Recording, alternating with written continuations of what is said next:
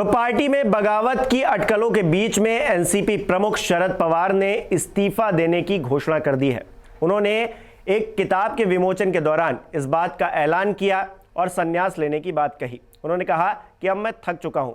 हालांकि वहां पर जो कार्यकर्ता मौजूद थे उन्होंने इसका विरोध किया, जमकर नारेबाजी हुई और कहा गया कि शरद पवार जो इस्तीफा देने की बात कर रहे हैं वो वैसा ना करें।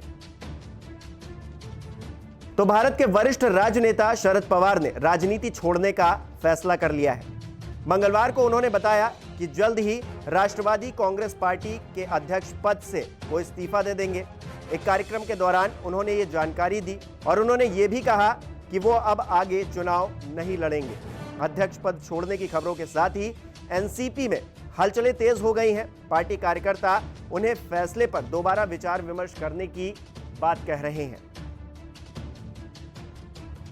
शरद पवार ने कहा है कि राज्यसभा में मेरा 3 साल का कार्यकाल बाकी है, मैं आगे चुनाव नहीं लड़ूंगा। उनका यह भी कहना है कि मैंने 1 मई 1960 को ही राजनीतिक करियर की शुरुआत की थी। कल हमने मई दिवस मनाया। इस लंबे राजनीतिक करियर के बाद कहीं तो रुकने का सोचना होगा। किसी को इतना लालची नहीं होना चाहिए। वहीं अब पार्टी में आगे क्या होगा, इसको लेकर भी शरद पवार ने बात की। उन्होंने कहा कि पार्टी की जिम्मेदारी किसे दी जाएगी ये तय करने के लिए समिति गठित होगी।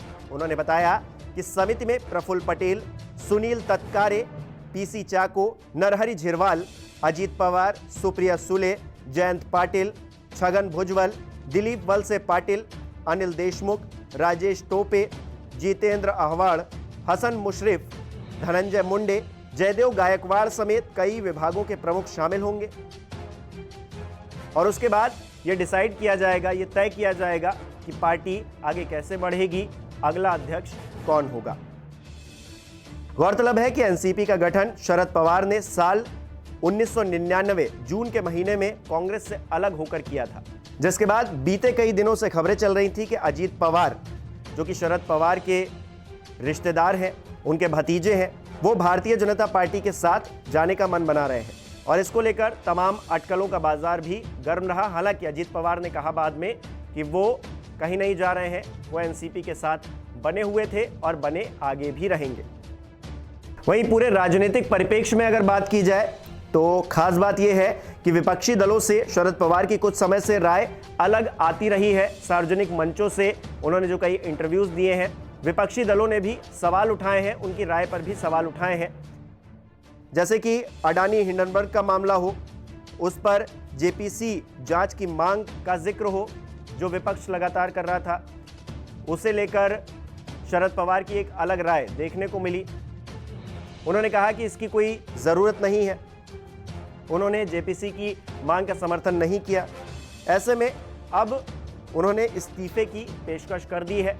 उनका कहना है कि अब कहीं तो रुकना होगा, थमना होगा। ऐसे में वो अपनी राजनीति को रोक रहे हैं, थाम रहे हैं।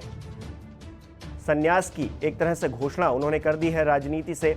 अब एनसीपी का क्या होगा, एनसीपी को आगे कौन बढ़ाएगा? क्या सुप्रिया सुले अगली अध्यक्ष होंगी या फिर अजीत पवार होंगे, जिनकी बगावत की खबरें पिछले कई दिनों से चल रही थी, कई हफ्तों से चल रही थी? क्या वो अब एनसीपी को संभालेंगे? ये तमाम सवाल हैं।